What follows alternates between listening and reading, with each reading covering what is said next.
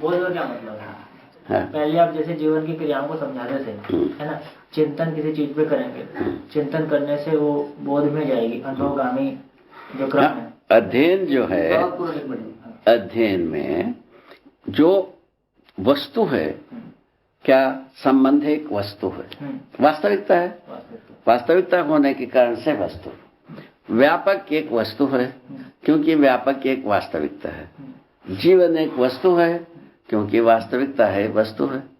जीना एक वस्तु है क्योंकि जीते ही हैं, एक वास्तविकता है। इस ढंग से बात। तो जो जीवन को जीवन साक्षात्कार हो जाए, किसमें? जीवन में।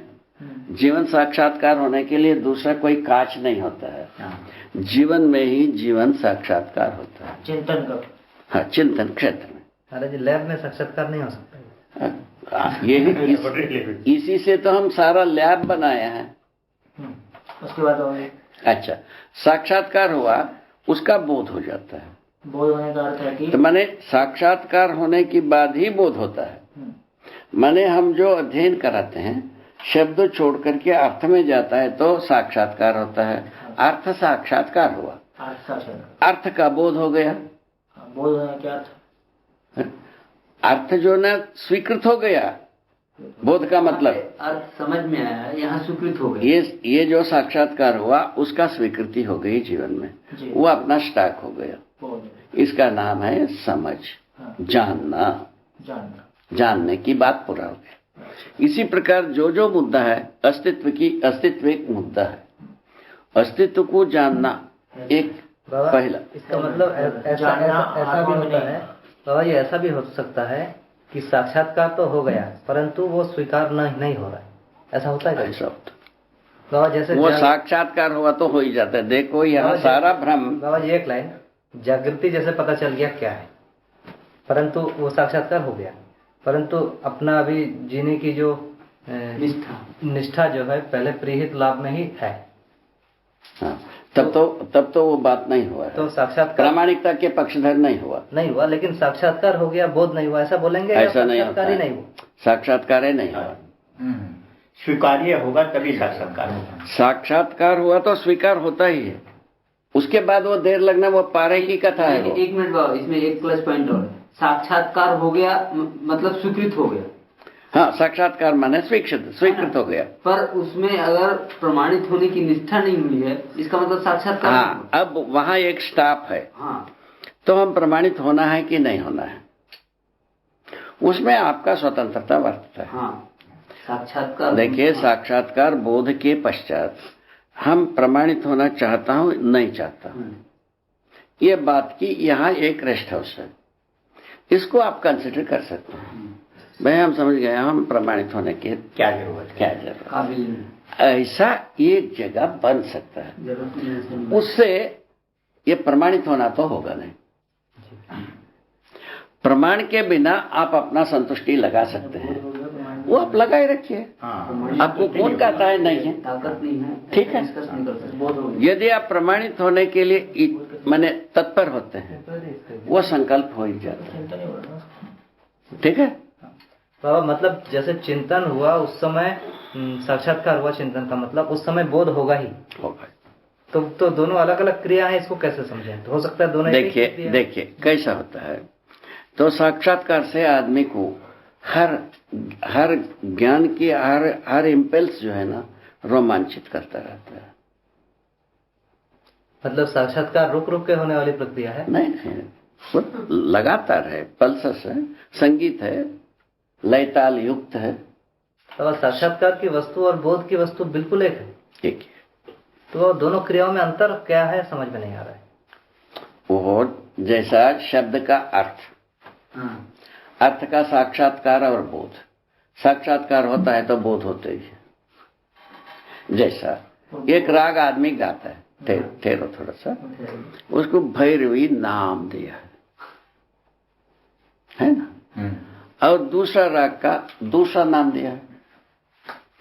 इन दोनों का अलग अलग तरीके की साक्षात्कार होता है, कि चित्रण होता है, लय ताल का चित्रण होता है।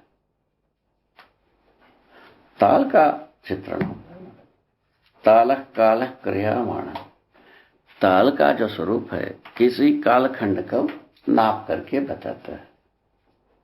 ठीक है, ऐसा है, ये चित्रण में आता है। ताल चित्रण में आता है।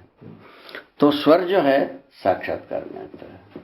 स्वर यदि पहचानता है, जैसा 6-7 स्वर होता है, उन स्वर में से कोई चीज पहचान यदि होता है वो साक्षात्कार में ही होता है। इसका उल्टा हुआ, स्वर जानना नहीं हुआ, वो अभी पहचानना हुआ। क्या हुआ? ये पहचान होने से रोमांचकता होता है। ये राग में राग साक्षात्कार होना आदमी की एक सहज अधिकार है, ऐसा भी आदमी सोचा है। पूर्व काल में रसोई ईशा जो सोचा गई थी, उस समय में यही फलक्रम पॉइंट है। ठीक है, वो उसके ऊपर काफी प्रयोग हुई है। वो कैसे कैसे पतन हुआ बाद में अपन विचार करेंगे। अभी जो है मनुष्य को साक्षात्कार होने का जो बात है, जो कुछ भी सामने वाला गाता है उसमें एक स्वर है, एक ताल है। ताल स्वर का साक्षात्कार होता है। यदि रोमांचित होना होता है तो स्वर के अर्थ का नहीं, अर्थ तो है ही नहीं। और स्वर का अर्थ में जाने के बाद जानना ही हो गया आप। ठीक है ना। स्वर का साक्षात्कार होने मात्र से रोमांचकता होता है। ठीक है ना। स्वर में एक अर्थ है, वो साक्षात्कार होने से वो बोध हो जाता है। इसका मतलब क्या हुआ? इसका मतलब ये हुआ, स्वर जो है जो होने मात्र से बोध के लिए वस्तु पूरा नहीं हुआ। स्वर का अर्थ सहित स्वर हो, वो बोध में जाता है। क्या समझ में आ गया? आधोड़ा क्या चीज है चिंतन में, आपको समझ में आता है? जिस स्वर में अर्थ ही नहीं है उसका एक इस उदाहरण से समझ में नहीं बाबा, ये इसलिए समझ में नहीं आ रहा है क्योंकि स्वर तो ऐसे ही पता नहीं है। कोई ऐसा उदाहरण नहीं बेटा, जैसा आप ज्यादा फ्रिक्वेंसी लो फ्रिक्वेंसी में बात करते हैं, नहीं करते। हम धीरे भी करते हैं, जोर से भी बोलते हैं। ठीक है ना। तो जोर से बोलते हैं तो भी आपको पता लगता है कि नहीं लगता? इसका नाम है साक्षात्कार। मैंने ये साक्षात्कार हुई। क्या चीज है? ज्यादा बोला या साक्षात्कार हुआ। बोलना चित्रण नहीं होता है। स्वर चित्रण के सीमा में नहीं आता है। स्वर और अर्थ में जो भेद है उसको आपको बताना चाहते हैं हम। अच्छा, अब जोर से हम बोला, वो ये आपको साक्षात्कार हो गया। उससे आप पीड़ित हुए। जी मैं दूसरा एक उदाहरण देता हूँ। बोलो। मुझे प्यास लगी है, पानी पीऊंगा। हाँ। ये वाक्य बोल दिया, इसका एक अर्थ है। हाँ, इसका अर्थ है। इस अर्थ का बोध होगा या ये साक्षात्कार होगा या चित्रण होगा? साक्षात्कार होगा। इसका करने का चित्रण होगा। हाँ, करने। पानी पिलाने की, पीने की चित्रण होगा। अच्छा, पानी का साक्षात्कार होगा, बोध होगा। अच्छा, ये जो मैं पानी पीऊंगा ये जो बोला, इसका बोध नहीं होता, सिर्फ साक्षात्कार होता है। बताए ना, इसका 2 पार्ट हो गए ना रे। पीने की क्रिया का चित्रण होता है, पिलाने की क्रियाकलाप का चित्रण होता है, पानी का साक्षात्कार होता है, बोध होता है। बोध क्या होता है पानी में? पानी है इसकी स्वीकृति रहता ही है बुद्धि में, या हो जाता है। अच्छा, 2 में एक होता है। पानी है, पानी का शरीर से संबंध है।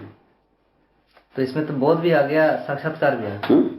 ऐसा एक उदाहरण चाहिए जिसमें सिर्फ साक्षात्कार हो, बोध ना हो। हाँ, ये बोध है ना हो। ऐसा होता नहीं।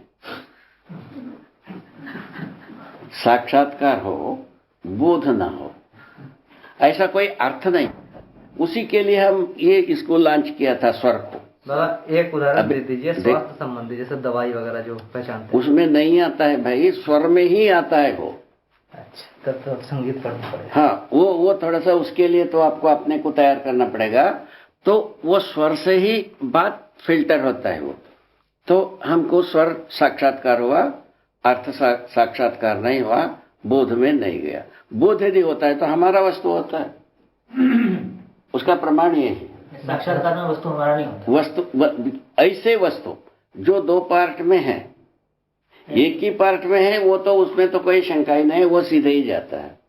जो दो पार्ट में है, ऐसे चीजें हमको पहले साक्षात्कार होते हुए बोध में नहीं पहुंचता है, क्योंकि उसका प्रमाणित हम नहीं कर सकता हूं। बाबा, जो ये वस्तुओं का स्वभाव धर्म है, हाँ, इन दोनों का साक्षात्कार होता है और दोनों का ही बोध होता है। बोध होता है, क्योंकि रहता ही है वो रहता ही है अस्तित्व में। ये क्या है, स्वर क्या है, हम अपने हैसियत से प्रदर्शित करते हैं। स्वर ताल ये दोनों प्रदर्शन है, उसमें निहित अर्थ अस्तित्व में। आप समझिए, तो जो नाड़ी देख के रोग को पहचानते हैं, स्वास्थ्य को पहचानते हैं, ये साक्षात्कार है, बोध चित्रण। ये जो है ना, इसको कहा जाए तो साक्षात्कार तक का ये चीज जाता है। संकेतों का अर्थ जो है शरीर में जो होने वाली क्रिया के रूप में उसमें पहुंचता है, उसको साक्षात्कार तक कहा जा सकता है। बोध नहीं। और केवल बोध होना था, वो तो रोग हमारा स्वतः होना पड़ेगा ना भाई। अरे अच्छा, मतलब स्वास्थ्य का बोध रहता है पहले से। हाँ, स्वास्थ्य का बोध रहता है, वो हमारा स्वत्व है। स्वस्थता का बोध हमारे पास रहता है, तभी हम चिकित्सा कर पाएंगे। बाबा, मतलब एक संतुलन की स्थिति है, उसका अपने को बोध है पहले से नाड़ियों में। बस उसकी अपेक्षा में हाँ, ज्यादा कम हो गए तो हम सोचते हैं। अच्छा, वो क्षणिक रहता है। हाँ, वो साक्षात्कार है। बस साक्षात्कार ऐसा। हाँ बाबा, ये सब कुछ फिर से चल रहे थे, तो किसी वस्तु का साक्षात्कार हुआ है ना, उसका बोध हुआ तो जानना हो गया। देखो, कई ऐसे चीज हैं, लक्षणों का साक्षात्कार होता है, वस्तु का साक्षात्कार बोध दोनों होता है। वस्तु जो होता है नित्य वास्तविकता से वैभव है, नित्य वास्तविक वैभव है, इसीलिए वस्तु नित्य होना पाया जाता है। ठीक है, ठीक हो गई बात। इस विधि से क्या होता है, कुछ लक्षण वो साक्षात्कार तक जाता है, उसमें वस्तु ना होने के कारण वो बोध होने से रह जाता है। उसमें से वो स्वर को बताया आपने, ठीक है, ठीक है ना। वैसे ही इनमें जो चीज है, जो स्वास्थ्य, जो रोग को हम देखते हैं, रोग को, इसमें आवेश का साक्षात्कार होता है। ठीक है, क्योंकि जो रसों का आवेश को चित्र में लाना होता नहीं है, चित्र में सीमित नहीं होता है ना। धातुओं का असंतुलन को चित्र में लाना संभव नहीं है। अभी कहाँ सारा मैकेनिज्म कहाँ फेल है, धातुओं का असंतुलन को आप ग्राफ में नहीं ला पाएंगे, चित्र में नहीं ला पाएंगे। धातुओं का संतुलन, हाँ, जो आप जो हाथ से जो चित्र कर सकते हो वो सब यंत्र करेगा। बाबा जी, इसमें एक चीज, जो नाड़ी का जो असंतुलन है, जो दाब दबाव जी, ये जो आजकल जो रेडियोग्राफी बनाया वो सब बात है, तो वो तो चित्रण है। वो ठीक है, वो तो नाड़ी को थोड़े ही हम कह रहे हैं कि वो साक्षात्कार है। नाड़ी का संकेत जो चीज, रसों में असंतुलन, धातुओं में असंतुलन, क्या समझा, उसका साक्षात्कार करा, ये इसका साक्षात्कार होता है, जो चित्र में नहीं आ पाता है।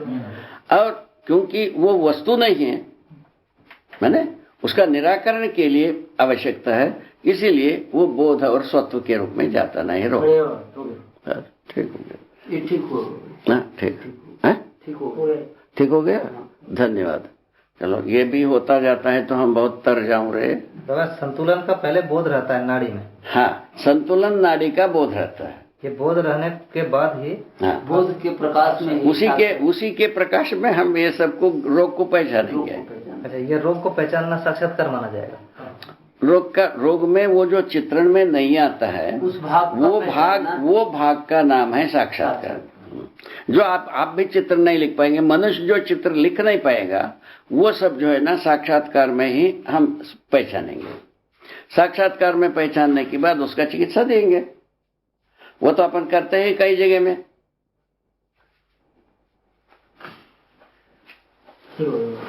तो जानना आत्मा में होता है। जानने का जो प्रक्रिया होता है, बोध जानने का चिरस्थली है। जानने के पहले साक्षात्कार है, बोध हो गया, मैंने हम जान लिया। जी ठीक है। हम उसके बाद मान लेते हैं। कैसा मान लेते हैं? हम प्रमाणित करने के लिए तत्पर होते हैं, तब मानते हैं। बोध से संकल्प जी, जो संकल्प में आ जाते हैं, इसका तृप्ति को मिलाते हैं, तो वो है अनुभव होता है। अनुभव में ही होता है, क्योंकि अनुभव की रोशनी में ही हमको बोध हुआ रहता है। अनुभव में जो हमारा बोध है वो फोटोग्राफी रहता ही है पहले से। हम उसको प्रमाणित करने पर वो तृप्ति मिल जाती है। प्रमाण और बोध की तृप्ति मिलती है। बाबा जी, आप जो बोलते हो अनुभव की रोशनी में बोध होता है, मतलब जो तृप्ति की अनुभव में जो तृप्ति की रोशनी भी कह सकते हैं। हाँ, बढ़िया। तृप्ति जो है उसकी रोशनी में, हाँ, या उसके आकांक्षा में बोल सकते हैं। आकांक्षा नहीं, हाँ, रोशनी में। उसी वो जो तृप्ति की जो बात है, हाँ, वो बिंदु हमारा बोध से बिल्कुल माने संगीतमय होना आवश्यक है। हाँ। उसके बीच में कोई शब्द, कोई तर्क, कोई कारण, कोई गुण, कोई क्रिया, कोई तरंग, कोई भी चीज एंट्रेंस नहीं है। इतना कॉम्पैक्ट है वो। अच्छा, एक बार जब बोध हुआ तो तृप्ति हुई, है ना? हाँ, तृप्ति के अर्थ में बोध हुआ है। हाँ, तृप्ति प्रमाणित करने से होता है। हाँ, तृप्ति के अर्थ में बोध हुआ, उसके बाद उसको प्रमाणित करने के अर्थ में फिर बोध हुआ। प्रमाणित करने पर तृप्ति हुई। ऐसा है, तृप्ति को हम अनुभव कर रहे हैं। तो जो मनुष्य तृप्त होने की बातों पर, तृप्त होने के मुद्दे पर बातें, तो हम आदिकाल से मनुष्य तृप्त होने की सुनते ही रहे, चाहत के रूप में। तृप्त होने के एक मुद्दा आज तक बना ही रहा। इसमें ये पूरा सहअस्तित्ववादी चिंतन मानव केंद्रित विधि से आने के आधार पर तृप्ति मुद्दा को समझदारी के रूप में पहचाना गया। इसको पहचानने के बाद प्रमाणित करके देखा गया। समझदारी के अनुसार आदमी प्रमाणित हो गए। उसमें क्या है, मैं प्रमाणित हुए, मैंने आप भी हो सकते हो, ऐसा हो गया। इस ढंग के प्रमाण, इसमें मैं प्रमाणित हूं, ये सच्चाई है। इसमें समझदारी के अनुरूप हमारा व्यवहार में प्रमाण हो जाता है। ये आ गए।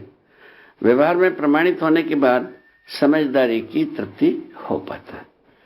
ये इस ढंग से हुई, पहले समझदारी, उसके बाद ईमानदारी, उसके बाद जिम्मेवारी, उसके बाद भागीदारी, भागीदारी के आधार पर फल परिणाम के आधार पर फिर समझदारी। ये चारों घूम जाने से तृप्ति बिंदु के रूप में मनुष्य की हर क्षण तृप्ति है, ये पता चला।